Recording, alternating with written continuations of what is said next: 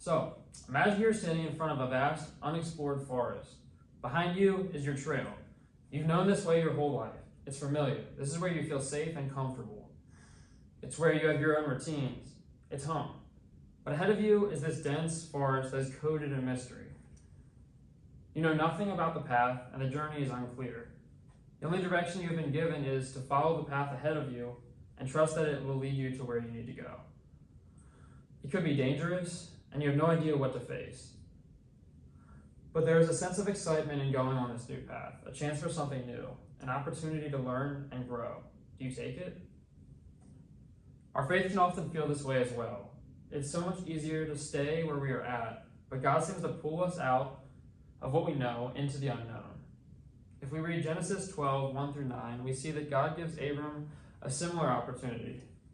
Let's start with Genesis 12, 1 through 3. The Lord had said to Abram, "Leave your native country, your relatives, and your father's family, and go to the land that I will show you. I will make you into a great nation. I will bless you and make you famous, and you will be a blessing to others. I will bless those who bless you, and curse those who treat you with contempt. All the families on earth will be blessed through you."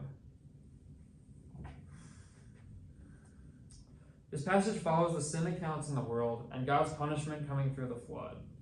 Chapter 12 begins the second section of Genesis. In this chapter, the Lord begins to put his new plan in order to reverse the curse of sin on humanity. In this section of Genesis, we see God working through his covenant people to establish the nation of Israel. The Messiah would eventually come from this very lineage.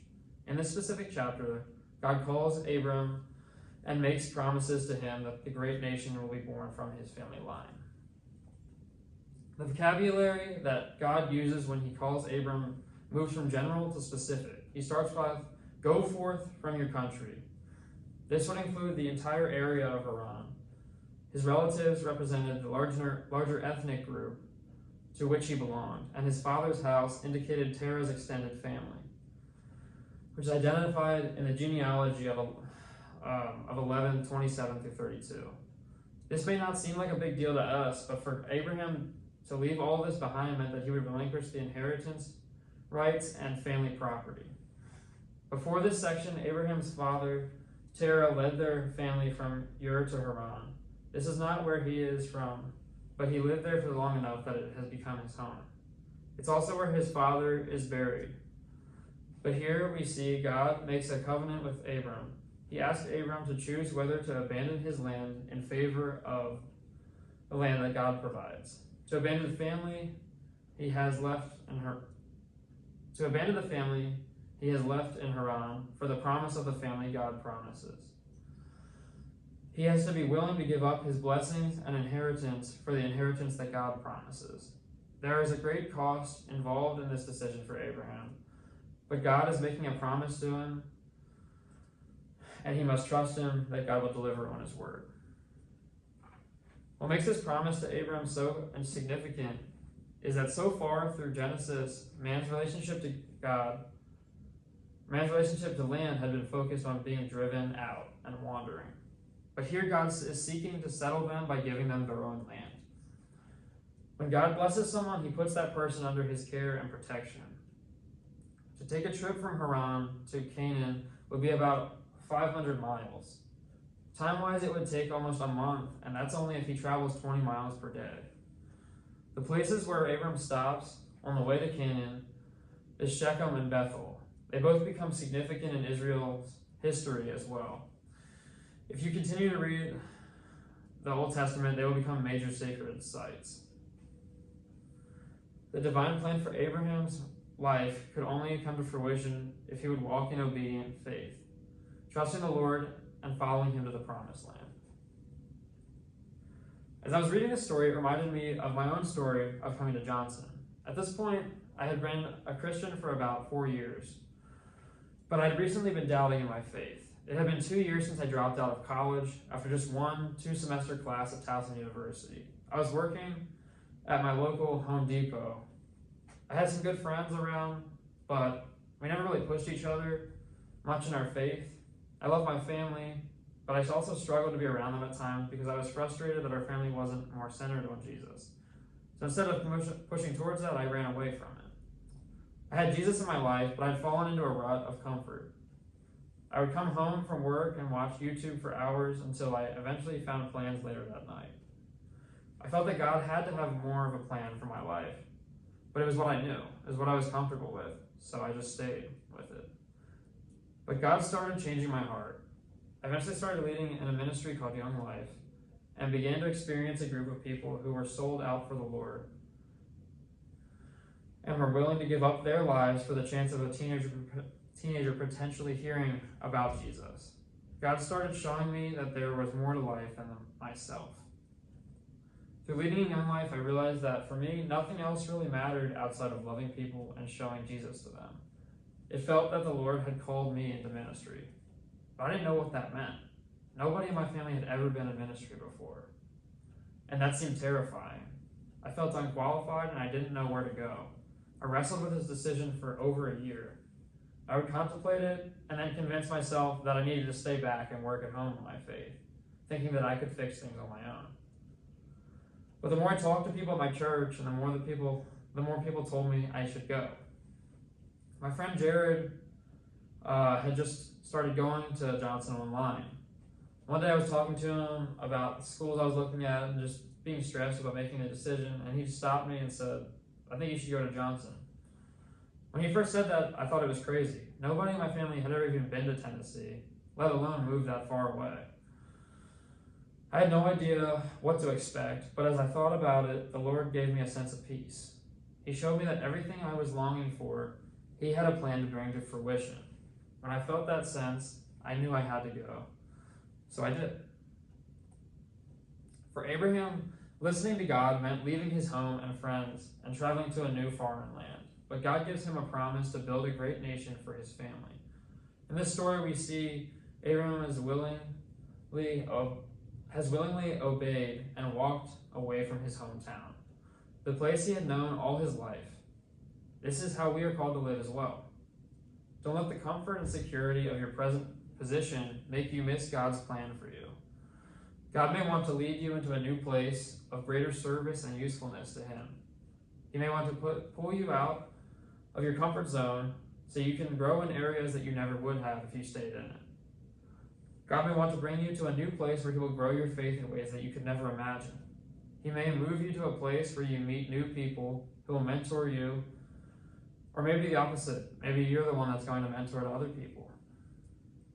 Whatever it is, God will guide you along the way. You just need to step out and trust Him. And that's exactly what Abraham does in verse 4 through 6.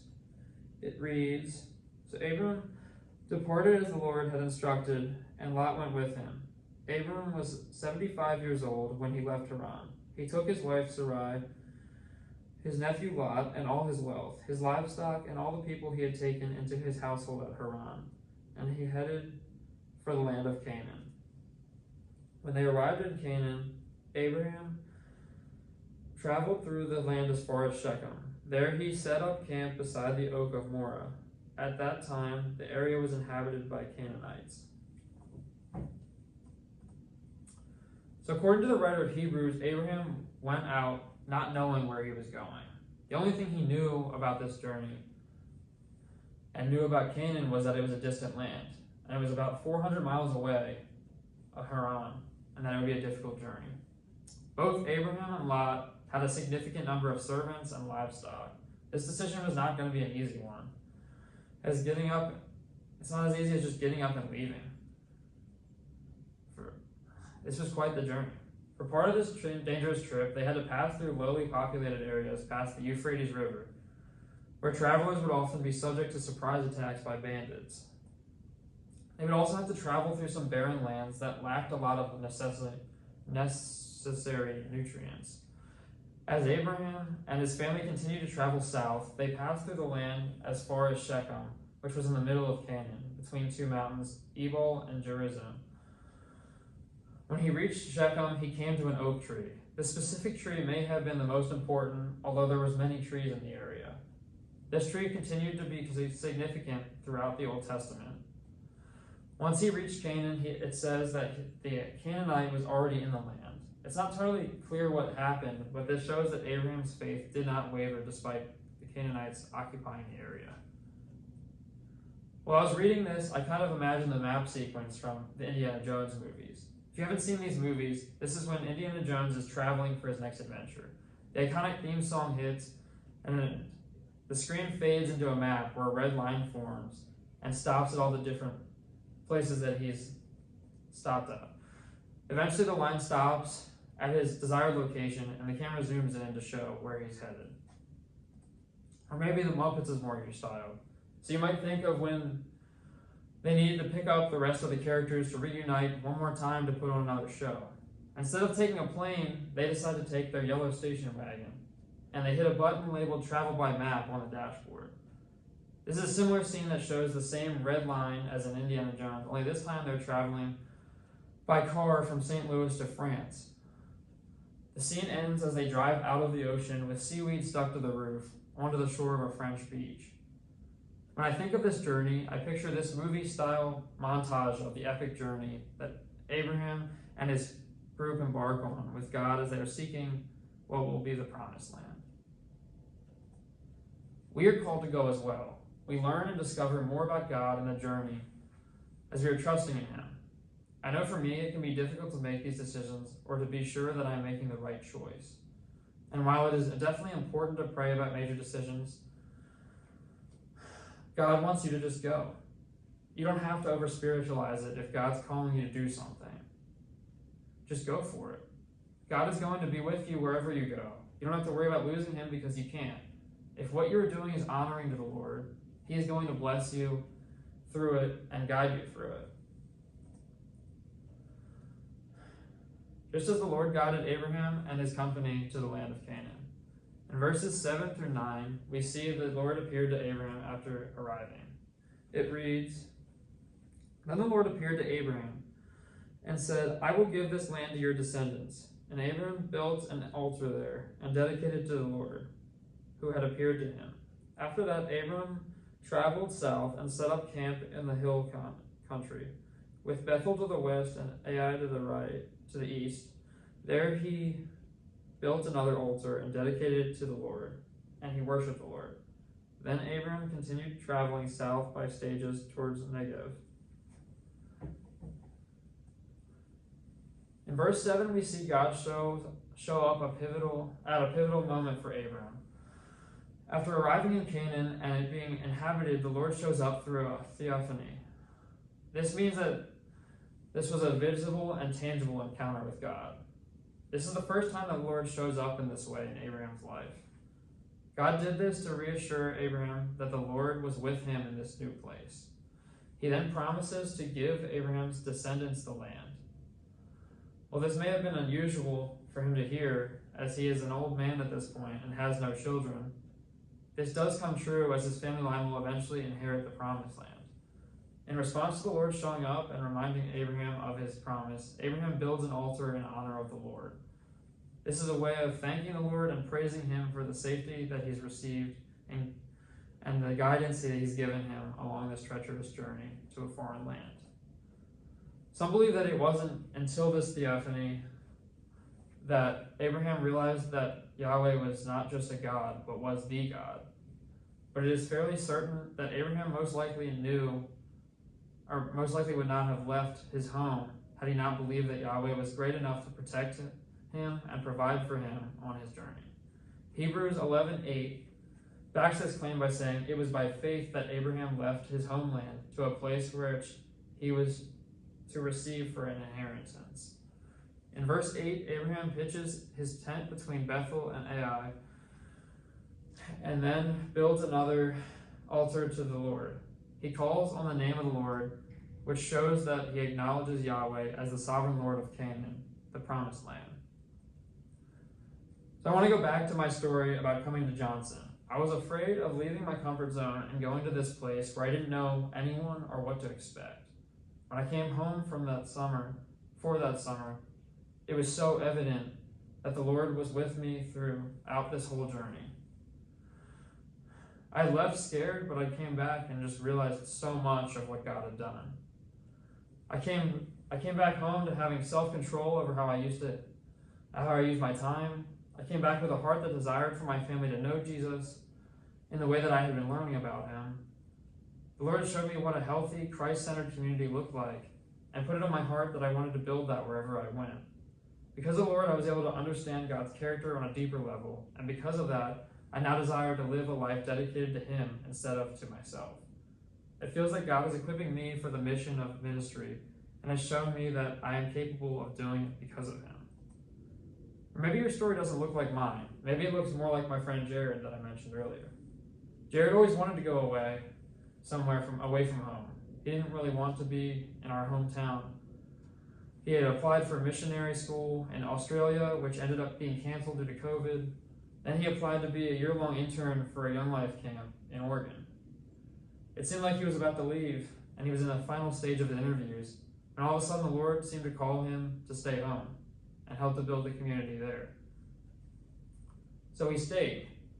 For a couple months he struggled a lot with this, and seeing me and other of our friends go off to college or go on these different adventures and get to experience God in a new place. But as he settled into this decision and trusted God with where he was, it was clear that God was not just calling him to settle into the old habits that he had grown comfortable with at home. God had called him into a new thing. God had changed things. He gave Jared convictions of how he wanted him to live his life, set apart for him. The Lord formed the very type of Christ-centered community around him that he had been longing to go away and find. He met a girl who loves the Lord and pushes him to seek him even more. And they just got engaged 2 weeks ago. The Lord has used Jared as a vessel to reach high school students and young adults. Jared got to baptize his best friend from middle school last week. Because of Jared's willingness to stay home, he has been able to encourage me in my doubt in so many ways. The Lord had a plan for Jared's life, but it looked a lot different than what he was expecting. Sure, going away would have been great for Jared, but I think he might have gotten something better. The opportunity to join the Lord in witnessing his home be renewed by the transformational work of Jesus Christ. Sometimes we can be so caught up in trying to go and make a new life for ourselves that we miss the people that God has placed right where we are. God has created each of us differently, but he calls each of us to something. If we trust him, he will work through us and will bless us as well. Through trusting in him, our faith deepens, and we can understand him more and more. So listen for what the Lord is speaking to you. If you listen, he has a plan for you. Don't be fearful, he has good plans, and he promises to go and be with you wherever you go. The Lord will provide for his people when he calls them. So, back to our story in the beginning. You're staring in front of the vast forest, not knowing what to expect. You can turn back and go to what you are comfortable with and what you've known. Or you can take this risk and see what lies in the journey ahead. It's easy to get lost in thinking of dangers that you might encounter upon the journey or how things could go wrong, but then you remember what the one who told you to walk this path said. He said you can trust that he knows that the way, even though you can't see the end. You can trust that each step you take is part of a bigger plan. If God calls us, we should obey, for it is through trusting him that we get to experience his promises. So, trust God's calling.